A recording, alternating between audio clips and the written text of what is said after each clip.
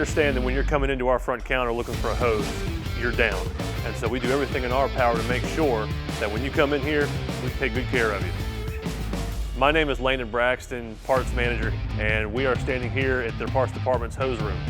When our customers come through the front door and they have a blown hose, we react very quickly because we need to make sure that our customers are back up and going as fast as possible.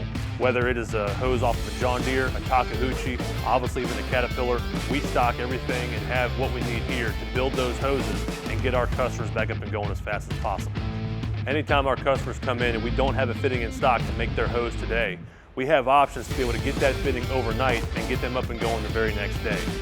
I also, moving forward, I try to stock that fitting. As the parts manager here, I'm constantly talking to the guys in the hose room and to the parts counter to make sure that next time we can serve our customer the same day.